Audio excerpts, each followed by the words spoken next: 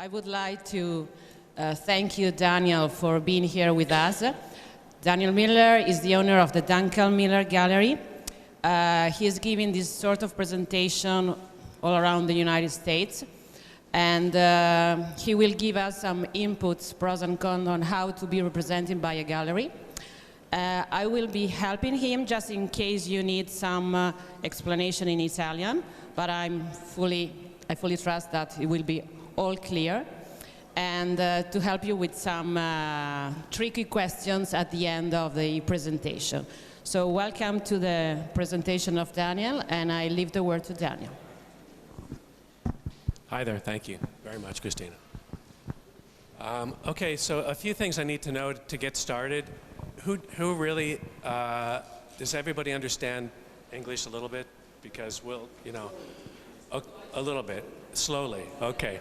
I'm gonna try. The biggest problem we have, when I first began this presentation, it's called 15 things you can do to get represented by a gallery. The very first time I did it, there were only 14 things, but it didn't sound right. So I made it 15.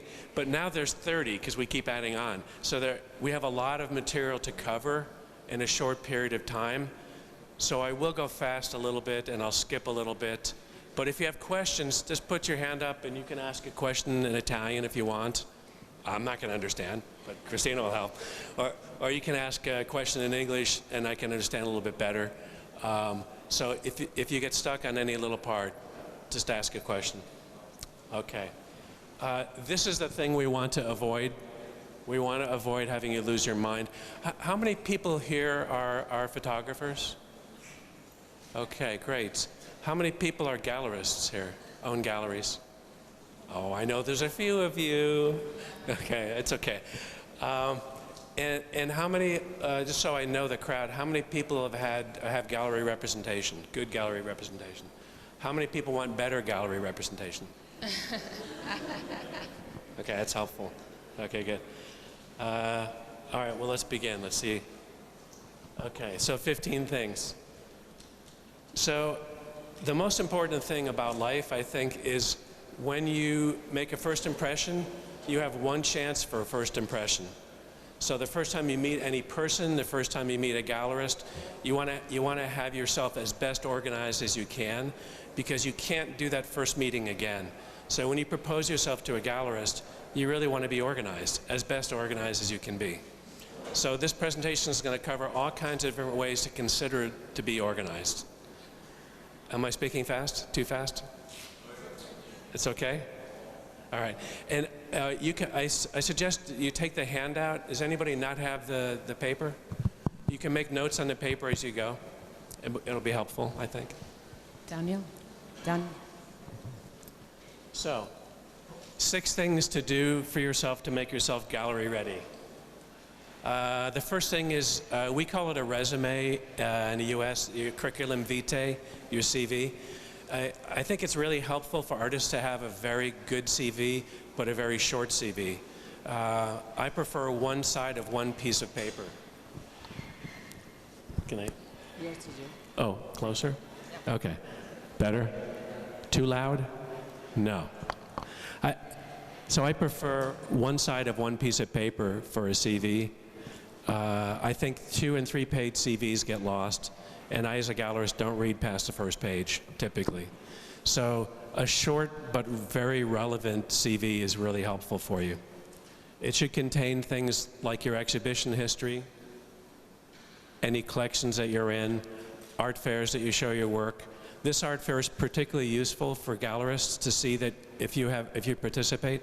How many people have works in this fair? A few? Okay, some. Okay, maybe next year more of you will. Be good. Publications, so if your work is included in a publication, it's really helpful. It brings relevance to you. Charity auctions, yeah, that's complicated. Charity auctions are really helpful if you get involved with charities to donate your work is very useful. Another thing that you need to do is Facebook is very important today. Who's not on Facebook? Okay, who's on Facebook? Most people, okay. So a very critical thing is to create a separate identity for yourself on Facebook is really important. So not your personal profile, but to actually have a separate fan page set up. Does everybody, who has a fan page set up, a separate page for the, okay, great. Because that's your professional page. It's super important compared to your own personal page. Facebook now, everyone looks, gallerists look, it's important, it's free, it's very easy to be involved. So I think everyone needs to probably do more work with Facebook. It's unfortunate that it's the only platform that's really relevant now, but it's very important. People ask me all the time, well, I'm afraid if I put my images on Facebook, will I lose my images? Will I lose rights to my images? This is a very, very big topic about uploading your images online and who has access to them. The only thing I can say is the most important area is have very small images. Whenever you upload an image online, make sure it's 72 dpi and very small. So maybe a 40K file size. That way nobody can print it out. It can be shared, but it can't be really exploited for benefit for a fine art print. But you have to share, you have to put images out. And there's a lot of controversy about that, if Facebook will own your images, and they might. But it's still important that you share in the media. Daniel, can I add one thing? Can I add one thing? Of course. About this, if you want to know more about protection of your images online, you are welcome to the workshop this afternoon about images misappropriation. Which is really important. This is going to become a really huge, it already is, but it'll become a very huge topic over the next several years as artists lose control of their images somewhat online. It's a fine balance. You have to put images out for people to see, but you don't want them to steal your work. So it's a very fine line. And this seminar, I think, will be, in the afternoon, will be very helpful for that particular topic. We can't cover all of that. This is too short. When you have work up on your Facebook page to be able to ask your fans for feedback, really helpful.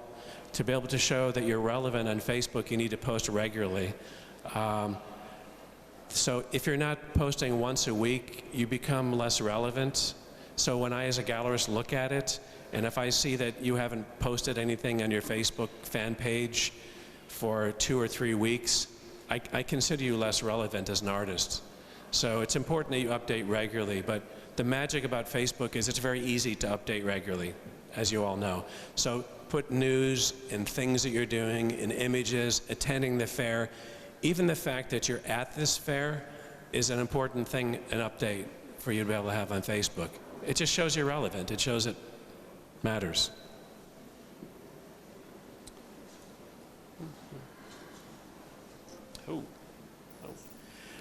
Okay, who does not have a website here? Does anybody not have a website? So pretty much everybody does. And the people who have a website, who pays someone to update it for them? Okay, so several people have to pay. There's a new thing you can do on your website. Okay, it's a little complicated, a little technical, we'll see. If you go to the ISP, the company that hosts your website's name, so it's yourname.com or yourname.it, you can forward your name to your Facebook fan page for free. So you can actually forward yourname.it directly to your Facebook fan page, facebook.com/yourname, and you bypass your website. So you can use Facebook actually as your website, and it doesn't cost you anything. It's a very interesting little trick. I can tell you probably more about that later, but one at a time if you're curious. But if you can't update your website regularly, sometimes I tell people maybe it's better to avoid using your website right now. So it's like call forwarding. You can actually forward your website's link directly to your Facebook page. It's very helpful. It's a good technique to show that you're relevant. Because again, the important thing with your online presence, to show that you're regularly updating, to show that you're relevant, really important. So it's another step you might be able to take to do that. Does that make sense? Does everybody understand? Kind of? Okay. All right. Good. But if you're committed to your website, my suggestion is have a very small website. Don't have a lot of material on there, but update it regularly. So if you haven't changed anything in your website in the last 2 months, that's very bad. So if I look at it and if I see your activity is from 2012, I think you're irrelevant as an artist. I just think it doesn't really matter what you're doing. So you need to update regularly how you can. Including your CV, including regular shows, including other material like this, super important on your website. I'm going to keep moving here. One of the great ways you can improve yourself as an artist is to develop your relationship with other artists. So especially at this show, when you find photographers you really like their work, you should befriend them and help them and get to know them. It's called networking for artists. And the #1 way that we find artists to represent is through other artists. So it's a really great way for you to be able to actually open up your career to be able to use other artists. You can compare notes with them. You can talk about many things that they'll find relevant, and it will help you. It'll help you greatly. So when you find artists you like, if you're living in Milan, how many people live in Milan here? Just give me an idea. Oh, so about maybe half, huh? Not so many? Okay, but when you can go to other shows and support the artists, really important, because they're going to help you in turn. I think in our gallery, probably half of the artists that we show came recommended by other artists that we already currently showed. So it's really important for you to get to know the artists, to be able to network, really, really helpful. There are a few ways you can do that. In addition to going to openings, just talk to them about their work. Meet artists here and talk to them, get to know them, know what they do, check their website, understand what they're doing, understand what galleries represent them. When you find a gallery that you would like to represent you, find the artists that they currently represent and make it your mission to meet some of them, or meet as many as you can. It's very, very, very helpful for you to be able to do this. And this isn't done very often, and it's a trick to really help. Another thing you can do, so in portfolio reviews, how many of you participated in the portfolio reviews here this year? Okay, some, great. Great. There are many portfolio reviews around the world, and as you meet more artists, you can talk and discover and change notes about which portfolio reviews are the best ones, what other ones to go to, what ones not. So I'm just saying that to increase your network of artists is going to be very helpful for you as you can. Who has made their own book here? Book of your photography? Okay, super important. Basically, we don't take any artists on any longer without books. So there are many online book companies, blurb.com, and there are many companies that make books online. To organize your work in collections and to make a book, even a self-published book, is great and really important. And it shows us as a gallery that you have the maturity to be able to do that as an artist. Really, really helpful. I mean, and the fact is we and many of my gallery friends won't take artists without a book. Now, the word book is very funny because it's really catalog, it's not a book, it's a repository of your work. But it shows us that when you produce your own book, you have to choose what's on the cover of the book, and you have to choose the image sequence in the book, what images are in, what images are out. It shows you have skills in editing. It shows that you're going to be a helpful partner in a gallery context. Very, very helpful for you. Another side benefit of books, when you have one, you have book signing events. So you'll see many book signing events here. And even when you have a simple catalog, you have the ability to be able to go to a gallery and say, I have this book, I'd like to do a signing event, I want to invite my friends. It's a very, very helpful way for you to increase yourself as an artist. Very helpful way. The mistake people make about books, yes?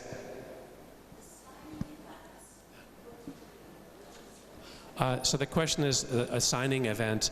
Once you have a book made or a catalog made, you have book signings. A book signing would be a party that you create or an event that you create where you have a stack of your books and you're signing your books and people are buying them from you. And at the same moment, you can have prints around you available. How many copies of the book? How many copies of the book? Okay, the very first time you make a book, make one copy. And I tell you why. It's not going to be good. The very first book you ever make won't be good. But everybody in this room should make a book this year. Everyone. But make one copy. With these online companies, you can make one copy very easily. Because when you do it, the things you're going to find, the mistakes, the typical mistakes will be the typeface will be too large, your images will be too close to the spine, to the inside and to the outside. When you make a book in the art world, never bleed an image off the page. Does that make sense? Bleeding an image, does that make sense? So you always want to have a white border around your image. You don't want the image to run off the page because it becomes editorial and it doesn't become an object of art. And we as a gallery, we sell precious objects of art. And that's the reason why you have a passport tout or a mat around an image, because it separates it from the rest of the world. So really important to do that in a book. But in your first book, you're going to make mistakes. So because you're going to make mistakes, make one copy. As soon as you've made one copy, you're a published author. So that's really helpful. And then make a copy, mark it up, make another one. After you start publishing books, every collection of work you do, you should have a separate book for. Now, a book can be 32 pages, and it can be this big. It can be very small. That's okay. It's a collection of your work. And as you start doing more and more books, you'll be better at it. A side benefit is every holiday season for the rest of your life, you'll have gifts to give everyone. So it's a very simple thing. Everybody likes a book. So really, really, really helpful. Hey, what happened? Books. Oh, oh. Say again? Both images of both books are showing bleeding images, so it's against what you just said. Yeah, it's very bad. Yeah, these show images bleeding off the page. It's a bad graphic. You don't want to do that. You definitely want a white space around. Thank you for pointing that out. Great. Keep moving on books. Okay, another important part to develop yourself as an artist is media.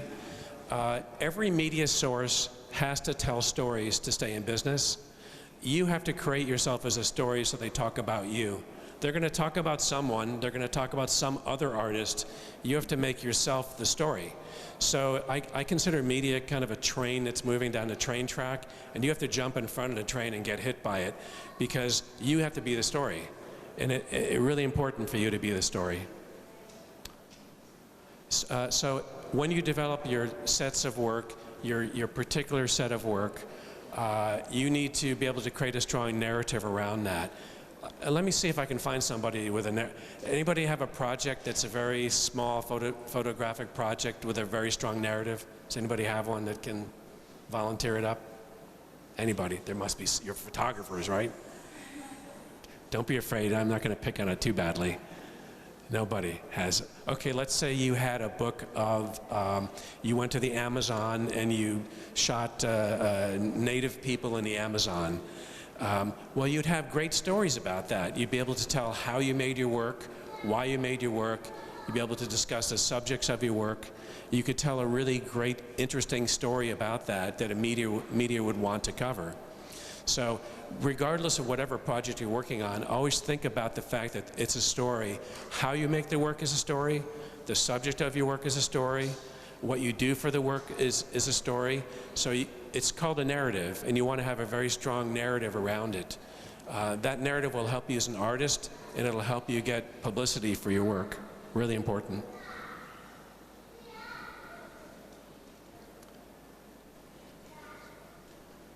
Another important thing too, when you can, you want to use media to promote yourself and to promote a show. So if you're going to have a magazine is going to write a story about you, a publication is going to write a story, try to always include where your work is going to be shown in that story. Because it's something that if you have a lot of media, you want to pay it off to something that's going to make sense for you. So just to have a story is really nice, but it's a wasted opportunity. So it's much better to be able to focus your opportunities to be able to use that. When you see a celebrity go on to a talk show, they always have a movie they want to sell. So they're there to sell the movie. So your job is to do media, but to do it to sell your art and to promote your art. So when you can announce a show at the end of any media that you do, very helpful. Sometimes it's helpful to wait until you have that opportunity and to hold that media back. It's helpful. Okay, so your work. This seminar is kind of short to be able to cover what your work can be and what it can't be. So, but I'm going to go into a couple of things that'll be useful, and I'll go through some of them quick. How you present your work is really important. How you decide what your work is going to be is very important. If you choose to use matting to overmat your images, passe-partout, I guess, that's a conscious choice you need to make when you present your work to a gallerist. If you choose not to do that, you want to know why. If you choose to have your signature shown or have your signature on the back of your work, that's really important. These are all things that you, as an artist, you really want to think through when you present your work. It shouldn't be accidental. It should be a reason why you're doing it. When I review portfolios, when I see work, I ask artists all the time, why did you sign on the front? Why didn't you sign on the back? And it's really helpful at least to have an idea that you know about this, you know the reasons why. And for every series it might change, and I don't think there's necessarily a right answer, but you want to know. You want to know why you're doing it. How you mount the work, if it's mounted to board, if it's mounted to debond, if it's not. These are just important steps that you want to really be able to know. How you present your work. Digital prints, silver prints, you want to know the difference and why. It's very helpful for you. So the content is, of course, an entire seminar all by itself, but typically I encourage people just to pursue original ideas. So I think that this room is full of some great original ideas people have done. Of the work that I've seen at the MIA Fair, half of it I've never seen before. So I think that having original content will really help you. It will help have a gallerist interested in what you're doing. It'll be very, very helpful. Original content. Pricing your work, it's always a complicated thing. I see some work at MIA that might be very overpriced, and I see some work that's very reasonably priced. Just as one fair example, as younger artists or emerging artists, how you price your work is very important. My typical idea is you should price, in the beginning, you should price your work as low as you possibly can to get some, what we call traction. You want to develop some sales. And in the art world, you can always increase your prices on a series of work, but you can't decrease your price ever. So we've been sometimes with a successful artist on a show. On the second day of a show, we've raised prices. Because if the first day sold really well, we'll raise them right away as a gallerist. But what's important for you is to be realistic. And so the lower you can possibly set your pricing will just help you. Because if you have very high prices and don't make any sales, you're kind of stuck. You don't have the availability to just decrease prices. So start with prices lower, more realistic, and then push prices up. Galleries, using your galleries for guidance will be really helpful for that too, or galleries for guidance. Looking at prices that peers offer work will be helpful too. One really important thing, we have a couple of artists that are represented in galleries around the world. Today, collectors Google everything. So if you have different pricing in different countries and feel like that's okay, you'll get caught sooner or later because people really do look. And it's a big problem if there's a big price discrepancy. It questions your integrity sometimes to galleries and to collectors. So you want to be careful that you really standardize that as much as you can. Very important when you can. Oh, another element is pricing should never be on a website, especially an artist website. It should never be on your social media.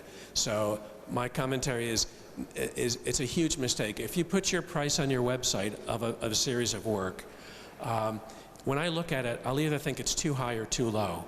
So I'll judge you by how you've decided to set your price in an unfair way before you actually see the work.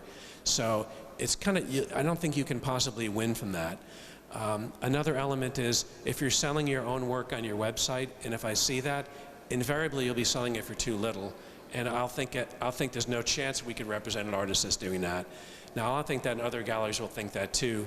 Other galleries may not tell you that, but I think that it's a big mistake to put any pricing at all. Get people interested in the work, develop a dialogue, and then be able to discuss pricing.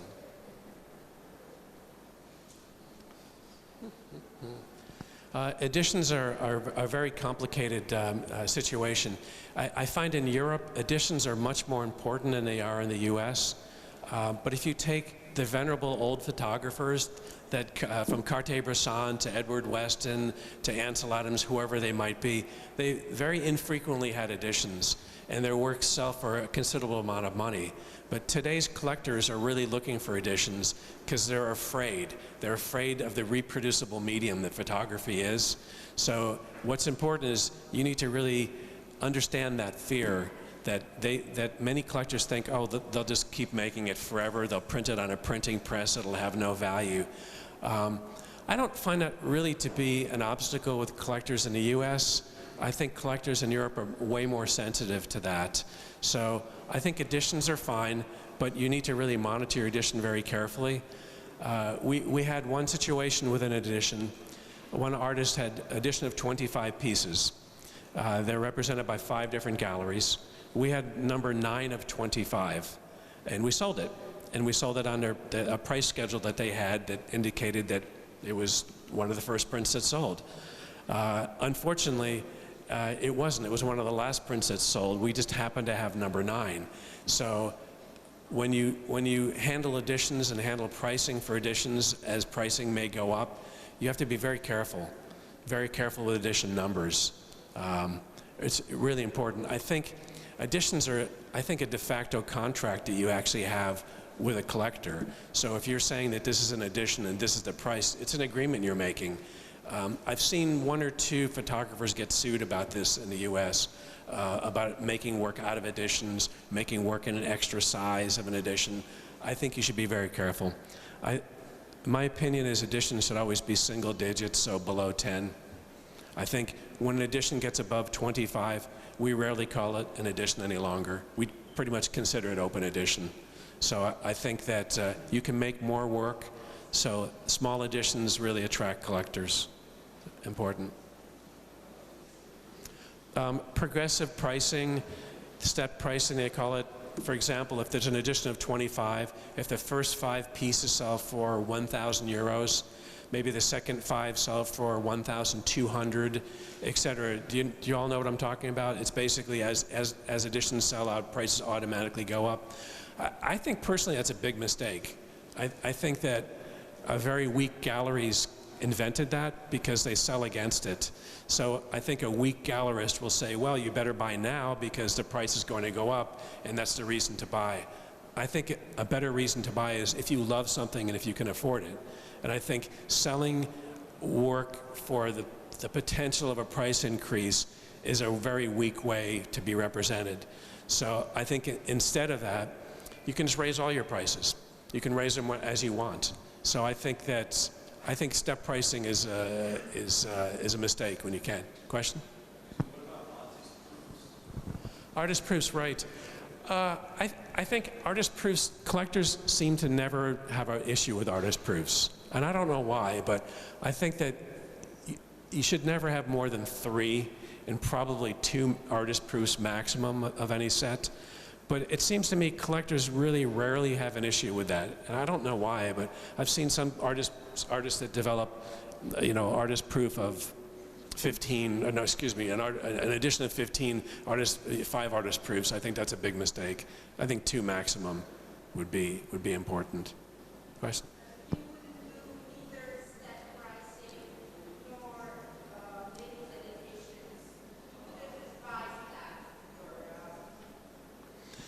Well, I think limited editions are good, but remember, when you open a limited edition as an artist, you're in charge of that.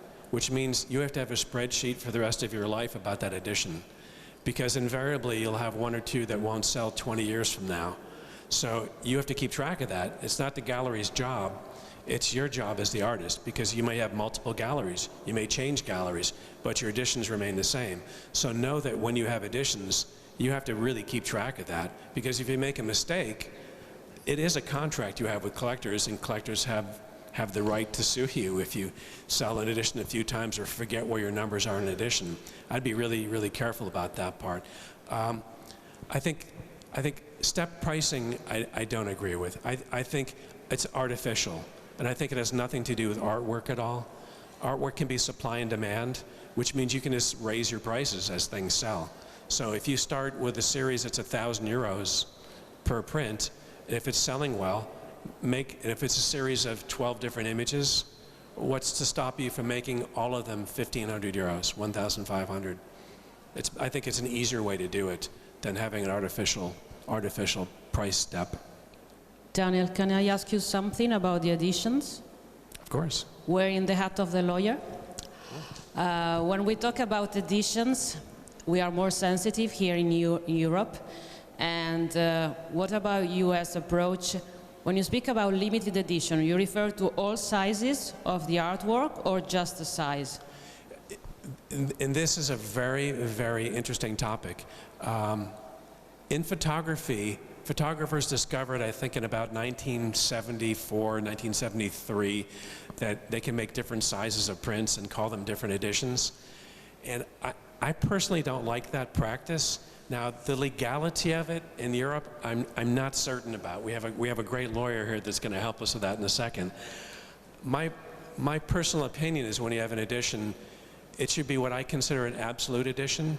So perhaps you have an edition of 25, and maybe 5 prints are small, maybe 10 prints are medium, and maybe 10 prints are large, and then that's it.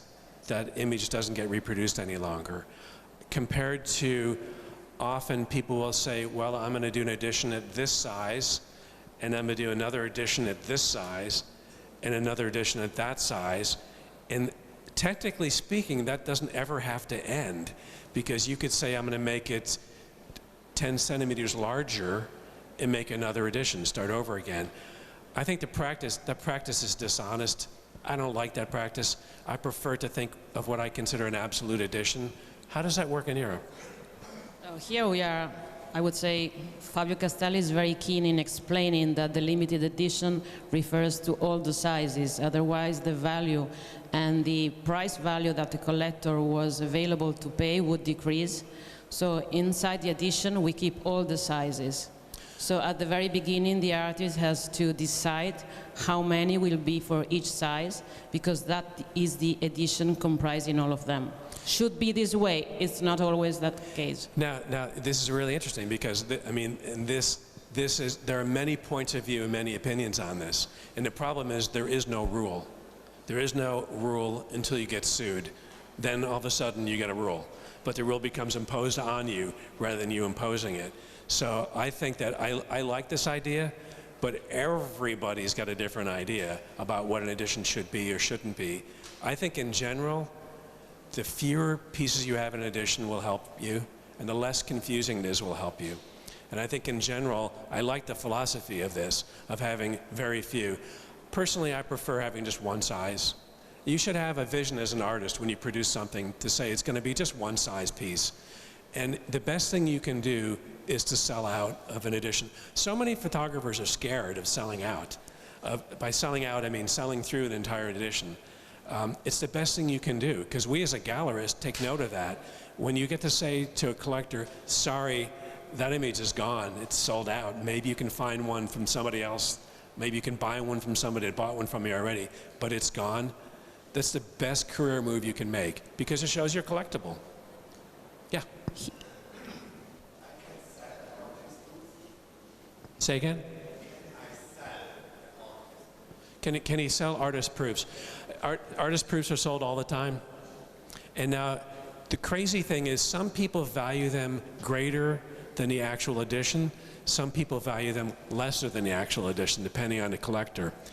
If you have an edition of 9, Some collectors value 1 of 9 greater than 9 of 9. Some value 9 of 9 greater. Some like number 5. I don't understand. So we have collectors all over the place with numbers. Typically, as your work sells out, it should be worth more money because there's less work. It's supply and demand. But that changes. Yeah. So is the artist proof at the beginning of the edition or at the end of the edition? Well, it's not included in the edition. So it's separate from the edition. But I think that, like Christina said, I think it's a good idea to, well, I think you must divulge how many artist proofs are in the edition. And I think having more than 2 is a problem. But I see many artists that make series with no artist proofs. No one says you have to have an artist proof. So that's up to that's your prerogative. That's completely your idea, your thoughts. Just one thing, if I can add, here is true, it's not a law, it's soft law, so it's not written in any code that there should be a limited edition with all the sizes. It's just a matter of solo, of approach, general approach. While in the United States, a photography is defined as an artwork up to a limited edition of 100 copies, which is a huge number. We don't have that in EU. Well, yeah, there's some strange case law. I think in New York, someone gets, I think, if you claim anything is an edition, I think over 400, it's actually no longer an edition. I think it breaks it. It's 400, right? It's some crazy law, but it's in New York State. It doesn't even function in California. So I think that it's theoretical what we're talking about until you get sued. All you have to have is one angry collector that thinks you're devaluing their work. And William Eggleston had this problem because he created a new edition on some old prints, and there was a collector thought that his work got devalued and sued. So if a collector buys your work, and if you decide on that same print, oh, you're going to make another edition of 10, a little larger, because you can, well, you know, they could sue you. So they could. Now, I think in Italy, I think in Europe in general, people sue far less. In the U.S., people sue for any reason. There is no reason. They just sue to annoy you. So, I mean, that's a different thing. Big prints versus small prints. Yes? I have one question. If I start with 2 editions, edition A and edition B, for example, edition A is 5 big images, edition B is 5 small images, and I didn't solve any small features, and I delayed the edition. I mean, what else on the market? It's a really good question. So the question was, if you have one image and you produce 2 sizes, and you have, for example, edition of 5 small, edition of 5 large, and if you never sell one size, can you just delete that after you've offered it in the market? And I think technically you can if you haven't sold anything. I think technically you can, but I think you confuse the market. So I would counsel you to try not to do that, but because whenever you confuse the market, confused people don't buy photographs. If you've ever noticed that before. When collectors get confused, there are plenty of other photos they won't be confused from, and those are the ones they'll buy. So when they get confused and have to think about it too much, typically they won't buy. So if they think, that seems strange, well, they're not saying that seems strange. They're saying, I'm not going to buy your photograph. But if you follow what I'm saying. So I would be very careful about that. If it's a particular situation you have, and if you haven't sold them, and if it's going to be easier to remove that from the marketplace, you could do that if you haven't sold one, I think. But from a legal point of view, if I were to advise my client who purchases an artwork with an edition, and he purchased, for example, number 3 of 25, if after that the limited edition increases up from 50, what has he bought? The third of 25 or 50? So the value is different. So from a legal point of view, you cannot increase the edition once it's fixed and specified in the artwork, because when you buy, you know how much is the edition. So what do you send? A notice to all your purchasers saying, I'm sorry, we have increased the edition? I would sue. Yeah, I think decreasing an edition could be fun. I think more artists should do that. I think that you would make good media coverage if you decided that you have an edition of 25 on something and you're in the middle of the edition and then you announce to your collectors, I changed my mind, it's edition of 9. I haven't really seen that before, but I think that'd be really clever, and I think that some arts journals would probably enjoy that. That's the other way. But correct, to increase an edition, that's impossible, because every gallerist that heard about that would never deal with you again, because we can't trust you. And if we can't trust you as an artist, we have a big problem. It's a reproducible medium already. Remember, with the advent of Epson, you can press Command P and you can make another one. And every collector knows that now, and they're afraid of it. So digital printing changed the philosophy and the thoughts of many collectors.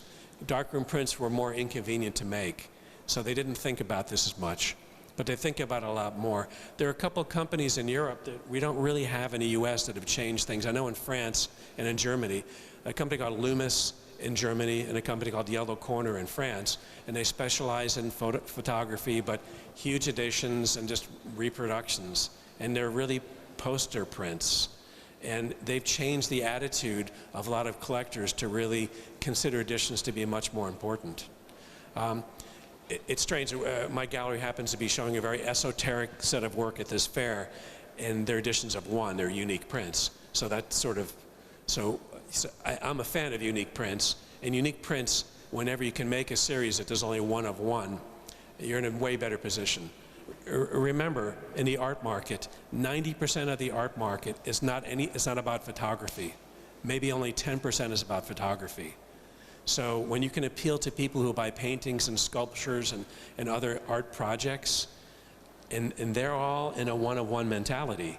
When people buy an oil painting, they know there's 1 of that. When you can appeal to that, it's going to help you. At least when you keep it in mind, it's going to help you greatly, I think.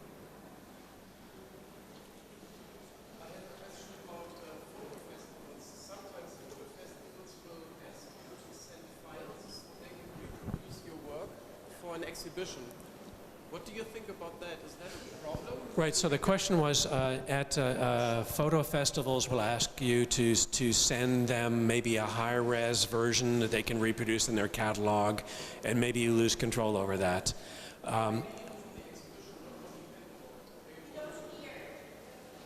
Can you hear? Okay, it's okay, I'll repeat, don't worry. Can you hear me? Excellent. No, I'll repeat. So let's say, for example, a photo festival wants to create a print of your work, or let's say anybody wants to create a print of your work for you. And geographically, to ship a print would be very complicated. So it's easier to send a large file and to have somebody else print it, and maybe to send a label or something later. I would always be really careful about that. If you give up a high resolution version of your file to anybody, I mean, that's like handing somebody your wallet and hoping they're not going to open it. So I would be extremely careful about that. Now that said, in my gallery in LA, we're showing a Russian artist, and we actually made prints for her in LA because it was too complicated to send very big prints over. I don't like doing that. I really like it when artists create their own work. I think that's really important. So I think that if it's a reputable place you're sending your file to, and if you trust them, that's going to be your decision. I would say in general, try not to do that. Yes.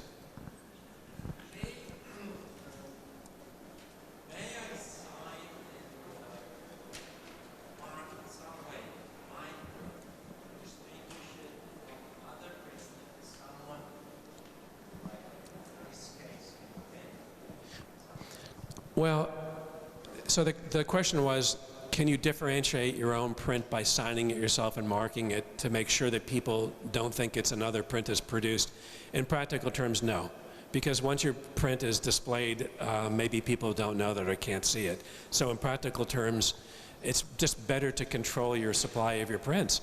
And if you're sending high-resolution files, you're asking for a lot of trouble unless it's somebody who's actually selling your prints that you trust. And even then, it's just complicated. We sell pieces of paper We sell pieces of paper to people who don't need them. So let's keep it in perspective here, okay? I mean, no one's going to die without anything we do in this room, right? So in perspective, they don't need them, they want them. And to increase that want, we have to make that piece of paper very special. So that piece of paper that we sell, when an artist makes it with their own hand, it's more special. When an artist goes into a lab and makes it in a wet darkroom, old school, it's more special. When an artist prints it on their Epson printer, it can still be special. But when the artist signs it, the only reason that you're signing a print is to indicate that you're happy with the quality of the print. So this is turned upside down a little bit. You're not signing a print for any other reason than to indicate that you're happy with how the print's reproduced. So you're putting your mark on that. Your signature indicates that. I know when early days when Cartier-Bresson sold his work, he wouldn't sign prints very early. And he started signing prints because he would get another 50 francs for each one that he signed, I think, or something like this along the way. But today, when you put your signature on it, it means you're very happy with that piece of paper, that specific piece of paper. So I'd be careful about that. No more questions, good. Okay, right, and a great thing to do is put yourself in a position of a collector at every moment you can. And if you were a collector of your work, what would you want? I mean, what would you want? And that goes to many things, where the work is signed, where it isn't signed. Many collectors don't like to see a signature on the front of a piece because it distracts them from the piece.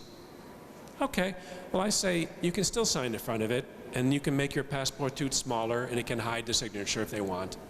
Okay, they can do that. Many very established collectors don't care about seeing the signature because they know it's there. Many younger collectors want to see the signature because they want their friends to know that all the work in their home is signed. There are many factors with this. The most important thing is that your signature lasts. So when you're signing your piece, we have a very major artist that made a big mistake. They signed some large prints with a Sharpie. I didn't know it was a Sharpie. And so you know what a Sharpie is, right? Well, Sharpies are not archival. And we installed one of these prints in one of our collectors' homes in a room with no sunlight. And the collector called me in 2 months and said, hey, there's a problem with the signature. I think it's going away. And I said, well, you're crazy. Signatures don't go away. You're crazy. They called me 2 months later and said, hey, this signature's half gone. You have to come to my house and look at it. And I did. And the signature was almost completely gone. I mean, almost disappeared completely because they signed with the wrong archival tool. So when you sign anything, make sure that the kind of paper you're signing on and the kind of thing you're signing with will last forever. And you can go to stores that sell pens and they'll tell you, but be careful with that. It's easy to make a mistake, but that's a really, really bad mistake to have. So that means that Sotheby's and Christie's and Phillips and no auction house will ever touch any of your work pretty much forever if they see that you're doing that, which you probably all will want later in life. Anything more here? Oh, good, no more. So in addition to like gallery shows, sometimes when you're a younger artist, it's helpful to get your work put in other places, alternate exhibitions. So these range from like restaurants to coffee shops to art fairs to charities. And I think it's good to have your work presented, but my feeling is you should only present your work when it has a reasonably good chance of selling. So you should never put your work out just because you have an opportunity to put it out. You should actually have a pretty good chance of being able to sell it where it's going to go. And that's a fine line. So often young artists will think, well, I just should be exposed, I should have my work everywhere, I should jump on every opportunity. That's a big mistake, huge mistake, in my opinion. Every time somebody sees your piece and doesn't buy it, hurts your work and hurts your career. Because the last thing I ever want is somebody to walk in my gallery, to a collector, to say, oh, I've seen that before. Because they don't mean that. They meant they saw it before and they didn't buy it and they're not going to buy it now. That's what they actually mean. They don't mean that they just saw it before. So I think keeping your work precious and being careful where you put it is really important, which lends to alternate exhibitions can be trouble. Coffee shops rarely sell work. Restaurants, I mean, you're going to get marinara sauce on your piece, for sure. I don't think you're going to sell it, but it's going to be a mess. So I think it's okay when the restaurant buys your work, but we've never had a piece that got sold that was in a restaurant. It just has never happened. So I think your work becomes too familiar and people aren't buying it. That's a big mistake.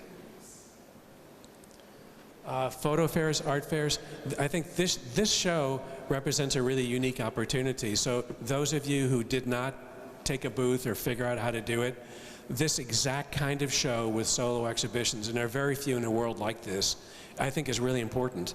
So I think if you can afford to do it, and if you can come up with a body of work that's reasonably smart, that this is the exact kind of show that you should find a booth in. You should take a booth somehow, through a gallery, through yourself, figure it out. For this show, you have an entire year before it hits Milan again. So I think it's a really important thing to do to get your work shown where it can be sold. You've got collectors walking around. It's perfect. It's perfect. Charities are a great thing. Every artist should donate to charities. Every one of you should donate a piece this year to a charity, because charities are where the rich people are, and the rich people are buying art. And so choose your charities carefully. Choose charities with a really good list of people who already have art collections, and donate to an auction that they do to promote whatever charity it might be. Find one that's close to you. Find one that you like. Donate work to it. Understand how it's going to work. And just be careful that your work doesn't go unsold, because then it looks bad. So if you need to, have a friend buy it or something. I mean, it's just be careful with that. But it's another great place to put your work in front of collectors. Right, portfolio reviews. Who here has done a portfolio review ever? Ever, like ever? Not that many people. Okay, so lots of you have not done them. So portfolio review, for those of you that don't know it, we call it like speed dating in the art world, which means that you have a very limited amount of time with someone who you're interested in, and you have to show them why you're cool and why it's important. So it can really help you get your work shown to galleries. There are many places around the world that do reviews. They cost money typically, so you want to be careful of where you do your review. But really, they can be very important for you. If you Google portfolio review New York, you'll find a bunch. If you Google them anywhere, you'll find a bunch. It's really helpful for you to get your work out there to do it. Just, you want to know what you're going to do. You want to know what you want to expect before you go in. You want to know what feedback you want, what body of work you're going to show. When you do a portfolio review, show as few pieces as you possibly can, because then we as a reviewer have more time. The typical review lasts 20 minutes, 15 minutes, some are 10. So there's not a lot of time for feedback, but it's a really good thing because you can get in front of many gallerists very quickly in a very organized way. It's good. And definitely have a set of work that's really ready to be exhibited. Don't bring some experimental thing that you don't think is going to work. Bring something that you actually think is going to represent you well. Right, galleries are like museums. So I'm going to teach you all a trick about how to get your work into museums if you don't know. Does anybody have your work in a museum now? Anybody? 1, 2, 3, okay. Great, everyone here could put their photographs in a museum if they follow what I tell you now. It's kind of bizarre, but it's true, and it's a trick, but it's a good one. So there are many museums in the world, maybe 1,200 museums. The museums specialize in all kinds of different things. So if you as a photographer have a special finite project, there's going to be a museum for that. Can somebody tell me one project they're working on that's very specific? Yes. Say again? Mongolia. Okay. Well, there's definitely like some kind of a Mongolian Chinese museum in Milan, maybe. There's a Chinese museum someplace that's going to specialize somewhat in Mongolia. They're going to have some interest. How about another one? Give me something easy. Yes. Boats and fishermen. In Barcelona, there's the Maritime Museum of Barcelona. In Barcelona. This is perfect. Okay, so in Barcelona, there's definitely a maritime museum. And there are maritime museums all over the place. Okay, so that's going to be an easy one. How about somebody else? Which one? Abstract images? How about somebody else? Sorry. Come on, somebody's working on a project. No? I won't make fun of you too badly. Yeah. Which one? Glaciers. Okay. I am absolutely certain there's a museum for glaciers because they're disappearing, right? So they're probably more valuable now. So there's going to be a museum for that. So you need to figure out your set of work, whatever it is, and you need to think about it. Then you need to discover the museum. And the more finite your project is, a maritime project is very finite.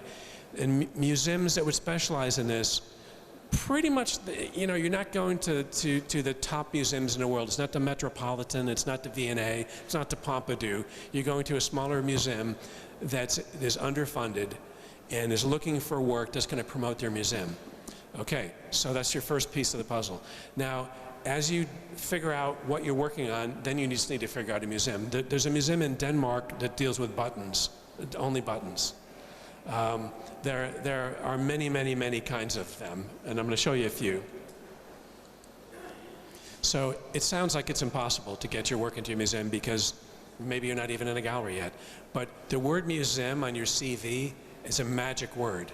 When I see the word museum on an artist's CV, it's a very good word to have. So that's why it's building your CV one little step at a time.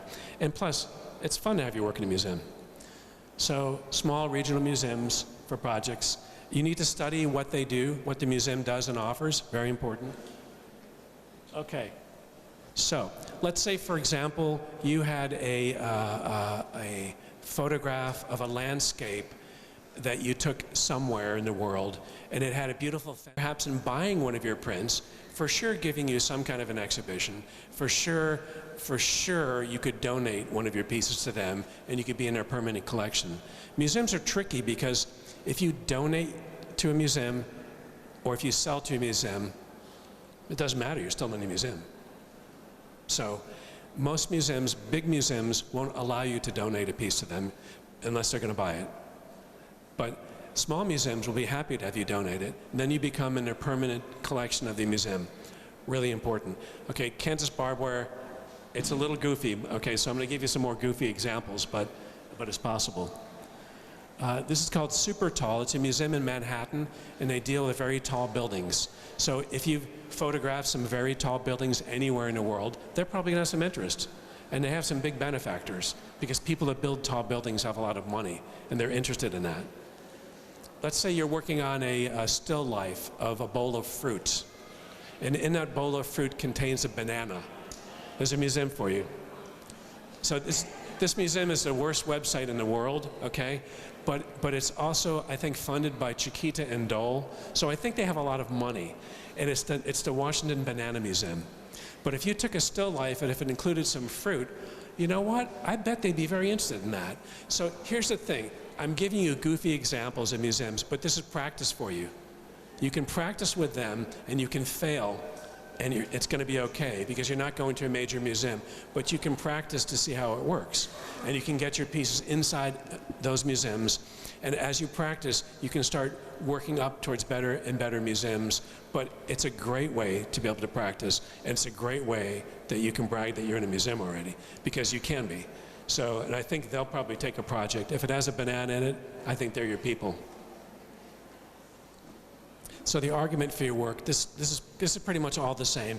You have to have a good narrative and a good reason why people should be interested in your work. Because it's not enough that your work is good. People actually have to want it. So why should a gallery care about your work? If I ask you that, you should be able to tell me why. This body of work that you have, this set of work that you have, why is it important? You need to know. It's not, and until you're famous, you can't just say the work speaks for itself. You can say that when you're famous. But before you're famous, you have to speak for your work. You have to defend your work. It's important. Collectors want to know. There are thousands of photographers out there. There aren't that many galleries. So the odds are stacked against you. So you need a good narrative. You need a good vision. I did this project. This is what it means to me. Here's how I feel about it. You need to be able to have those words behind it. You need to be able to verbalize it too. Why would a collector want to buy it? I mean, look out there. There's a lot of work collectors can buy. Why do they want to buy yours? I don't know. I mean, why? Figuring out galleries. Here's where it gets interesting.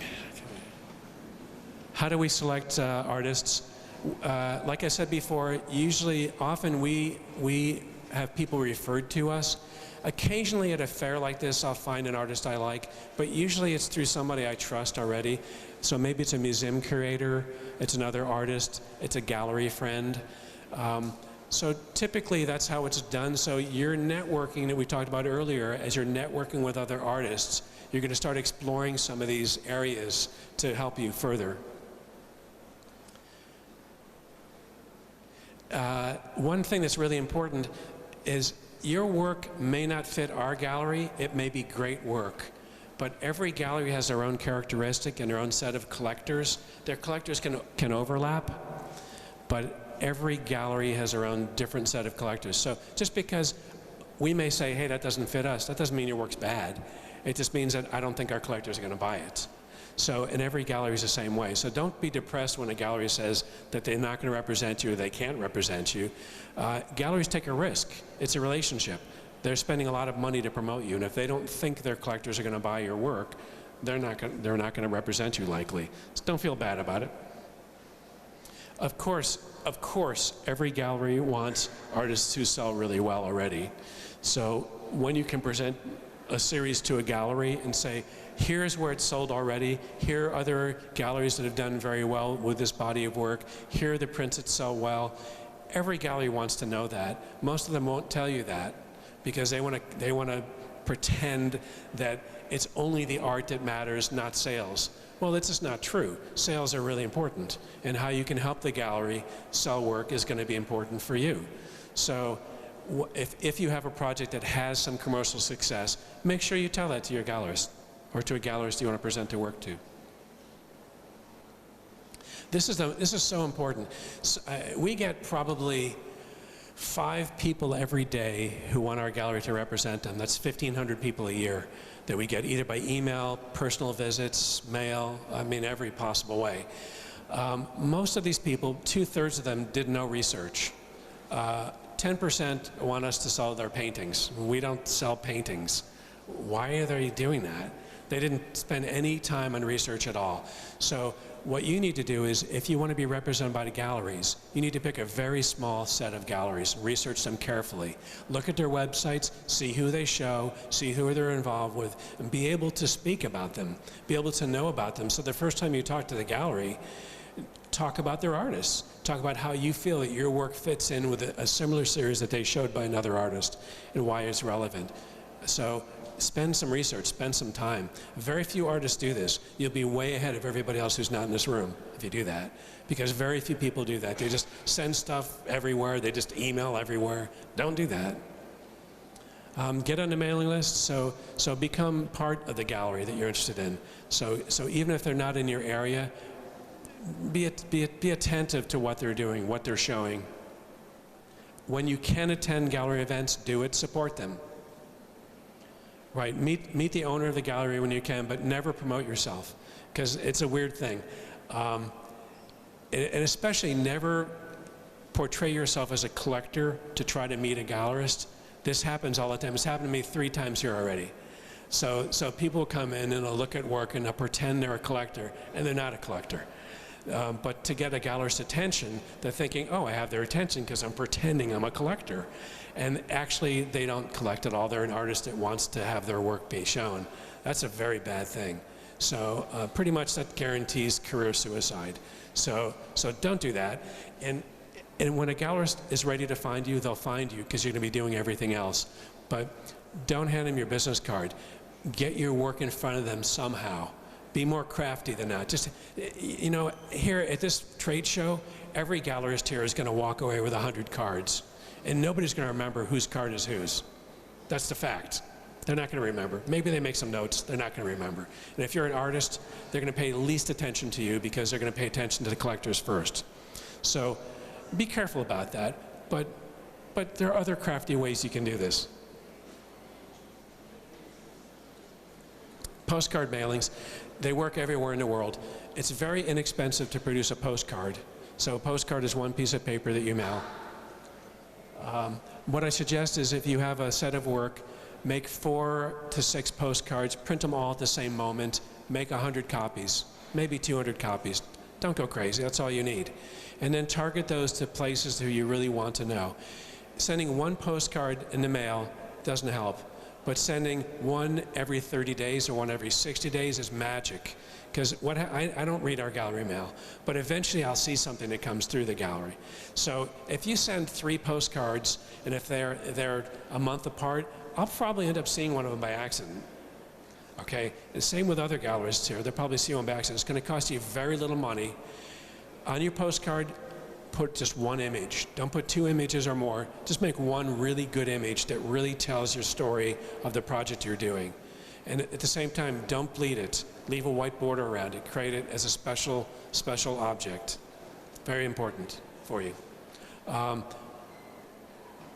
So postcards, I think, are still magic. I still think they're underrated. They're magic. Email attachments, I don't know. We get email by artists all the time. I don't do very much with them. I mean, I think unless we have a dialogue already, emailing me a bunch of stuff isn't going to be really helpful. And if you email it with a really big attachment, I'm going to delete it right away, and then you'll be considered spam to me from forever. It used to be that CDs and DVDs and memory sticks were cool. No, they're not cool anymore. I think we just toss them or whatever. Don't do that. It's a waste. Memory sticks were really, you know, the little memory stick was great for like 20 minutes. It was fantastic. And then it's passé. You don't want to do that. Books, don't send a book out of the blue. Send a book once you have a dialogue. So, because a book is a reward for a gallery paying attention to you. If you just send in a book right away, it just goes in the book collection. We get 4 or 5 books a week from people I've never heard of. I don't know if that helps. I don't think it helps. Keep the book. It's expensive to make it. This is really important. We don't sell iPads. Okay, I'm going to go on a tirade here a little bit. My soapbox. You should never ever show your work to anybody on an iPad or a phone. Ever. Now, when we start selling iPads, I want you to show me your work on an iPad because it'll make the iPad look nice. We sell pieces of paper. Okay, we sell very old school pieces of paper, and a piece of paper is nothing like a computer screen. So it devalues your work, it turns your work into more of a commodity, and your work becomes very less relevant. It's just like anything else. So you want pieces of paper to get in front of gallerists, not an iPad, certainly not a phone. I mean, when I have to look at a print, you know, this big on your phone, and you think I'm going to look at it, and then you keep flipping, and you think, oh no, the good one's coming. Oh, no, it's coming. No, it's coming. And I'm thinking, I'm already tuned out. I'm not even really looking. Okay, just so you know, I'm not looking. And other galleries, we're not really looking. We're just nodding at that point. So don't do that. Be prepared to show what you're prepared to sell. Really, really important. I think terribly important. So physical prints, make good prints. Try never to have more than 10. If you can't show me what you're doing in 10 prints, you're never going to be able to convince me you know what you're doing. If you can't do it in 10 separate pieces, it's going to be just too much. Here's another really good trick. Buy the most expensive case you can get to transport your prints. And you know what? Italy is a beautiful country for great cases. There are all kinds of really wood cases, aluminum cases, steel cases. I don't care what the case is made of, alligator, I don't care. But, you know, have a beautiful, beautiful case, because when you walk into the room with that case, everyone's looking at the case. And they're just assuming there's going to be something really good in that case because it's a great case. So right away, you get the psychology of anyone looking at you. They're paying attention to you because of that case. When that case opens, we're really hoping for the best. So of course you want great stuff inside it, but it shows that you know how to take care of your work. It shows that you respect your work. It shows us lots of things, like when people dress well. It shows us they take care of themselves. That's important. So this is clothing you're putting around the outside of your naked work. This is your case. Really important, I think. I think it's underrated, and gallerists won't tell you that. Yes?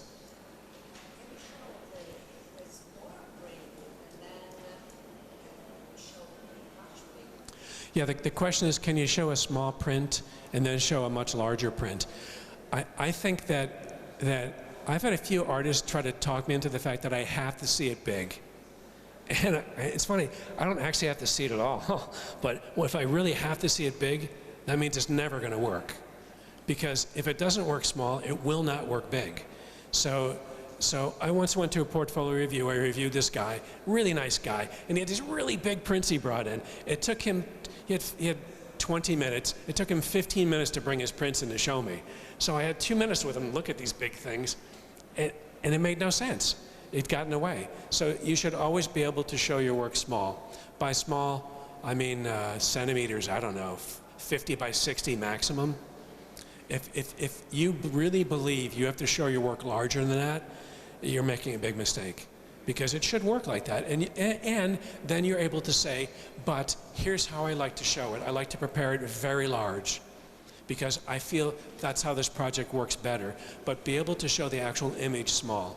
That should fit in a case. My point is, you should fit in a carrying case that you should be able to take on an airplane with you. So I guess that's the rule. I guess my rule is, I just discovered it right now, that any print should be able to go on the airplane with you. So it's got to be fairly small to be able to do that. But I think that's important. Yeah. And you know, if you mat them or mount them or whatever, just take good care of them. Just make them, so when you take the prints out, don't have a bunch of like paper all over them that you have to pull paper out and extra sleeves, and don't make a gallerist have to monkey around with all this crazy stuff. So make us be able to flip through the prints pretty easy however you do it. Don't give us a lot of work to do. Right, gallery owners talk. So whenever you see gallery owners at an art fair texting, they're probably texting the gallery 3 galleries down, warning them about somebody that just showed them something that is on their way down. I mean, so be really careful, because even galleries that compete often talk about artists, and we all love to talk about the bad stories. We don't talk about the good ones, but we talk about the funny ones, that artists that did something really bad. So when you misbehave as an artist, it gets around very quickly. When you do good things as an artist, it gets around much more slowly. But that's kind of like in life. That's kind of in life. So when you misbehave, try to do it away from galleries. That's my point.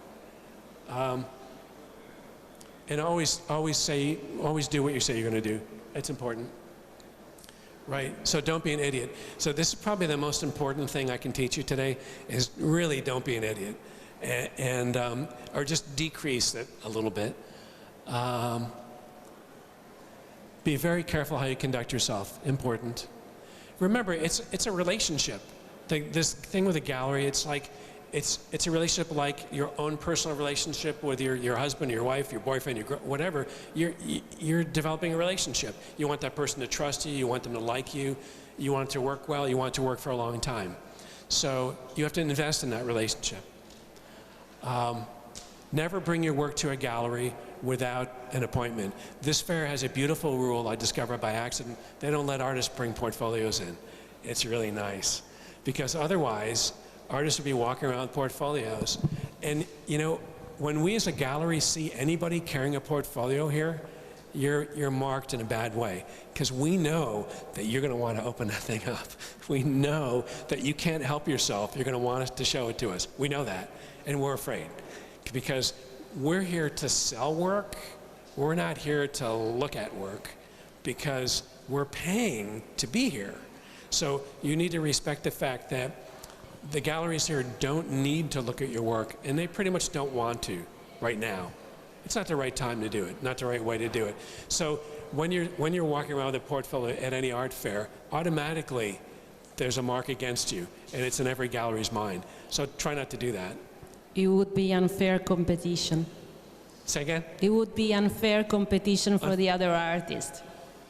Well, yeah, maybe be unfair by you being able to show your work too, but it won't be unfair to me, because I'm not going to look at it, because I'm busy. I'm representing an artist here. So yeah. Never approach a gallery with your pitch at an art fair, right? That's part of it. That's part of being an idiot. Don't be an idiot. Oh, the other important thing is, when you go to this gallery that you want to represent you, you finally go to one of their receptions. I have mixed feelings about this. You have to behave really well. Dress nice. Just do it. Don't have more than one glass of their free awful wine. If you're that person at the bar that's like drinking a bunch of the wine, I paid for that wine. It's not free wine, okay? Every gallerist does that. And we all look at those people and we think, oh, this is their social life. This is where they're going to have fun, to drink free wine, and to have a good time, to go to the party, okay? It's not really a party from the gallerist side. It's a selling event where we're promoting the artist who's on the wall.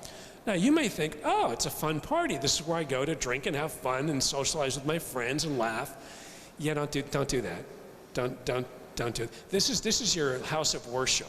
This is your church in a way. This is your working place.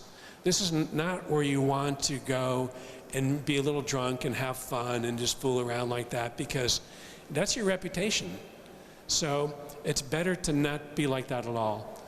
Really at all. And just be respectful when you come into a show. Really important to do that. So you'd be surprised how many really important artists forget about that. And we just assume that if you're going to misbehave like that, if we represent you, it's going to get worse. It's not going to get better. So don't do that. Right, attention of the gallery owner. So show your support. So if it's a gallery that you're targeting that you really want to be involved with, they want to see that you're part of the family, okay? That you're going to support them somewhat, which means that you as an artist probably have no money to buy something they're showing. That's okay. That's okay. But at least understand that they sell artwork to stay in business, and really keep that in your mind when you're walking in, because you're a business person as an artist. So when you can't buy something, impress the gallery, bring somebody with you who can buy something. You all know somebody who has a lousy house and lots of money, and you're going to make their house look better because you're going to bring them to a really cool photography show, and they're going to love that. So right, rich and powerful people love slumming around with artists. You know it's a fact. So the richer the person, the more they'd like to be. They want to go to the art scene, and they don't know what the art scene is. You're their entryway to the art scene because you know the art scene. So you are going to take it upon yourself to be their guide, and you're going to bring them into this cool stuff. And when they see something that's really cool, tell them to buy it, because they support your entire industry that supports you. Because if that gallery goes out of business that you're in, they'll never be able to show your work. So by being part of the family, part of the team, you're helping. Really, it's a really important thing. And the way you want to meet a gallery owner is when the person next to you is buying a piece that you brought there, because the gallery owner is going to remember that. And they remember you're part of the team, and you know how to do this. So it's important. It's part of your family. You want to take care of your family. Right, and so the most important thing to remember is that galleries take a risk on you. And as part of this whole thing, for any gallery to represent you, it's very expensive. And you all say, oh, well, they take 50% of the price and they're not really earning it and this and that. Well, it's very expensive to run a gallery. So remember that. And you see galleries going out of business every day. Well, every time there's a fewer gallery, it puts more pressure on you. You want to have more good galleries. So as you can help support the industry in whatever way you can is really good. Very helpful. When you have your opening, save all of your favors from all of your friends and all your Facebook friends and whoever. Make them all come. Get everybody to come. Overwhelm the gallery when you can. When you have an event at a gallery, even if you have a book signing someplace, overwhelm them. Have too many people. Have somebody take pictures of it. Make sure you always have someone take photographs to document how successful you are, because that's really important. And I think that's it. I think that's kind of the whole thing. Is that it? Are we finished? We finished. So there's got to be questions. I'll stay as long as you want. For good questions. For bad questions, I'll leave immediately. Are there any? Yes, question. As a photographer,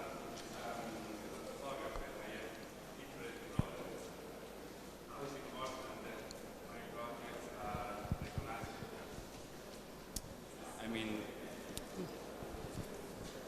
vado in italiano che forse lei mi traduce meglio.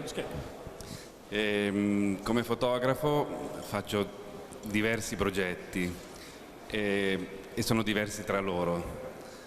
Questo quanto è un problema per un gallerista? Cioè, se i miei progetti sono diversi e quindi non sono riconoscibili. As a photographer, he has different projects and they are very different one from the other one. This may be a problem for the gallery. No, it's actually really good. When you can show your diversity as an artist, that you can do one very unusual project and then follow it with something completely different, I like that because it shows your maturity as an artist and your vision is you're not stuck in one thing. We all see artists that are stuck and they only do one thing. And I think those artists go away in time or they become less memorable, less interesting. I think that as long as you have a good project and an interesting project, if one is completely different from the other, that doesn't bother me. Now, if you come up with a project, 3 projects that are really good and one is bad, if I'm your gallerist, I'm going to tell you. But I think to have be able to have a variety, to express yourself artistically in a variety of ways is really smart. And look at Picasso, really good example, right? I mean, what didn't he do? Not a bad example, right? Many Picassos out there.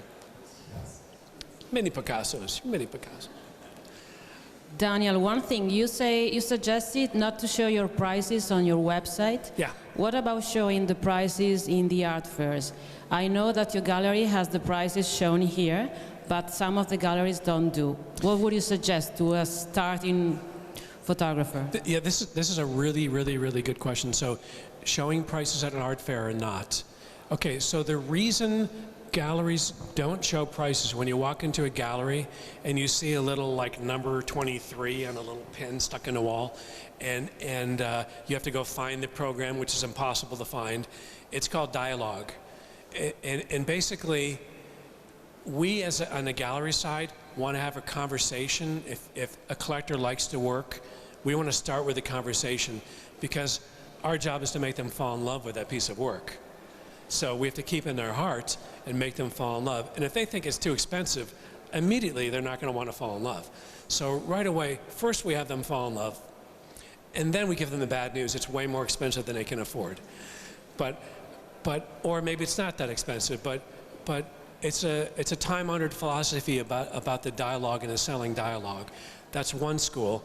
The other school is show people right away so you don't open dialogue with 1,000 people who have no capacity to buy or no interest to buy.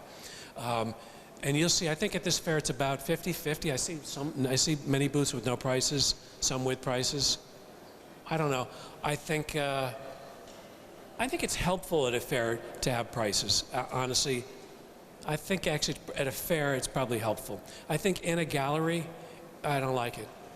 Like if you walk into our gallery, rarely will you see prices on the wall because I really want you to fall in love with something. So I want you to stay there until you do. Another one? Yeah. You suggested to publish yourself a catalog or to start with a book, even a 2-page book to present your work. Yeah. Would you also suggest to the digital native photographers to have e-book? Well, here's catalogs? Here's because yesterday we were discussing about e-catalogs, that's why. Yeah, here's my opinion. I think e-books are a big waste of time, so I wouldn't do that at all. That's my opinion. When you start selling JPEGs online to people, have a lot of e-books, but you're selling a piece of paper. So books are made out of paper. It's close. So I think that we want to see that you went through the struggle of making a book. Making a book, a book is a weird word. It's a catalog. It's a showpiece of your work. But it shows that you struggled to figure out how to do it. Because it's not easy the first time you do one. It's gonna be complicated. But the 5th one you do is going to be pretty easy. And I want to see that you were able to actually do that you could figure it out. And I want to see that what you chose to be on the cover of that book is interesting to me. And I want to feel the book and discover what paper you chose. You know, and I want to see in that physical book, you know, there are other elements you can always have. A really great element in a book, find someone who can write about it from a third party. I think it's not as useful for you to write about your work in your book as when you can find a critic or a reviewer or a friend who's really smart and a good writer, make them write 200 words about why your work means something to them, because it's a third party that endorses you. And it's really useful for your book project. So, okay, the elements of a very simple book catalog: 15 images minimum, 30 images maximum, 32 pages, fine. That's an easy way to make a book. A cover that has one of your images on it. Your bio in the very back of the book, very simple little bio about yourself. Your website, if you have a gallery, the gallery's address inside the book. Never make more than 20 copies at a time. And if you're at a book signing, the best thing you can do if you're making a little party to sign your books is to run out of books. Because then all of a sudden, you're very popular. And everybody wants to buy a popular artist. So you ran out. Okay, so you take people's names and you can get more made. No, that's fine. You send them more books later. But it's supply and demand. And you're starting as an artist to figure that out just in a book context. So then make 10 books. I don't know. Typically, when you self-publish these books, you're never going to make any money on the book. Because you're going to be able to sell it. It's going to cost you 30 euros to make a book, like this kind of book, if you make 10 of them. You're going to sell them for 35 euros maybe. I don't know. Don't make a hardcover book ever for yourself early on. Always make a softcover book. You're not famous yet. When you become more famous, make a hardcover book. They cost too much money, and collectors aren't, it's not necessary yet to do that. Sure. Are you reviewing in Europe in the coming? Say again? Are you reviewing portfolio reviews? Are you giving a review in the coming months, year in Europe? No, they won't let me. They won't let. No, I don't know. I don't know if somebody invites me, maybe. I don't know. Who knows? Maybe next year. I'm very expensive. I don't know. I'm kidding. Yes. We can negotiate. How can commissioned work or commercial work help you promote your personal work? Oh, this is really important. So if any of you are commercial photographers, never mix your commercial photography work with your art photography work. Really important. You want a separate identity, a separate website, and if you can have a separate name, do that too. Basically, if I see that you photograph weddings primarily, and now you want to be in the art business, it's not going to go well. If I see that really what you're doing is celebrity portraiture or something like this for a living, I'm thinking like you're not going to be serious. If I see that you shoot homes or real estate or things like this, that you're a commercial photographer, I'm thinking you're not really going to be committed. I want to see this separate thing. At the same time, on your CV, if you're a dentist and if you're like the best dentist in Milan, I don't really want to know that. Because I'm thinking, oh, you're a dentist. You're not an artist. I want to know that you're an artist. So even when you have an advanced degree in something, on your art CV, start over again. I would.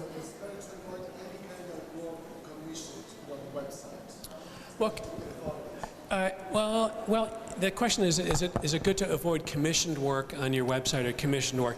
Not necessarily. Michelangelo made some beautiful commissioned work. So the fact is that if you're making an art project that was a commissioned art project, I think that's not a problem at all. But if it's a commercial project that you're photographing a bank, a book for a bank or something boring that no one's going to buy, yeah, I wouldn't do that. But if there's a chance that somebody could buy a print of what you're doing, that'd be okay.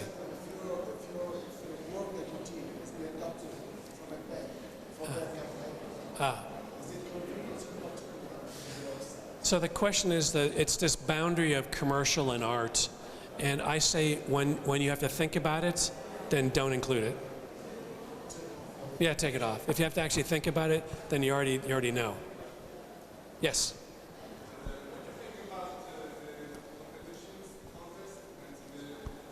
Oh, here comes a microphone. I would like to ask about the contest and competitions in photography and working with agencies, like press agencies. Right. Okay. Press agencies. Whenever I see an agent propose a fine art photographer to us, I run away, because they have to make money somehow. Well, they're taking your money, and I don't trust them anyway. So I don't think we've ever had a successful agent that proposed to me an art photographer. That would be on a commercial side, very normal, very common. But on the art side, I want to talk to the artist. And if I'm talking to somebody else, that doesn't make any sense to me at all. I actually want to dialogue directly with the artist. Is that what you mean? Somebody else. I mean, if I work for a press agency, for documentary agency, and for example, my images can win some competition in documentary photography, would you mix those kind of photography with fine art?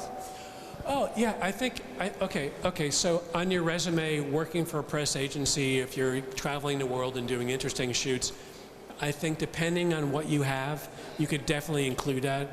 I think that we run into trouble, like agencies like Magnum, great agency, but if we want to buy photographic prints from a Magnum person, we get a very small discount as a gallery.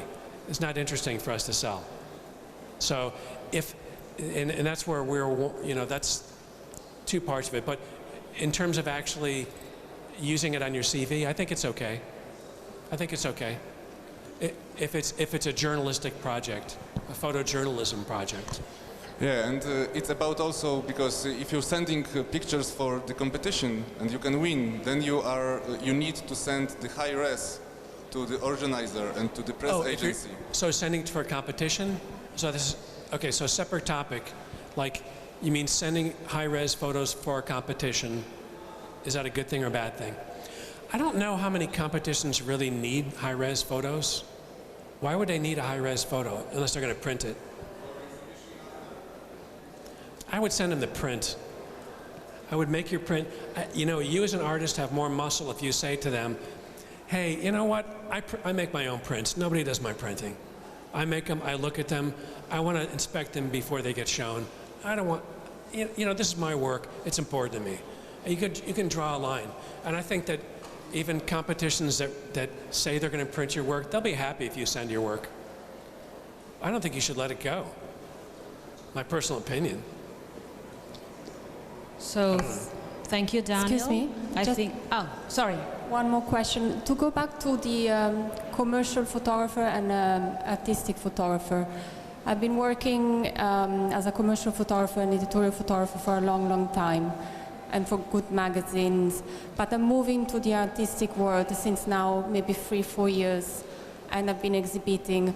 On my website, I have 2 sections on the open page. One is commercial photography, and the other one is artistic photography. Yeah, I wouldn't do that. Don't do that. I don't. I just stop that. Take it off. name Yeah. myself in another way Yeah. for my artistic photography, and I completely delete my past. Let's pretend. Let's change this a little bit. Let's say you're looking for a heart surgeon because you had a problem with your heart, right? And your heart surgeon's also a professional polo player. He plays polo, right? You don't really want that, do you? You really want a guy that's really focused on heart surgery and is not also a polo player. I mean, you want whatever. You want something specific. So my point is, I make a joke about it, but my point is that I would separate that very clearly. Brand yourself, your identity as a fine art photographer, completely separate from your commercial work.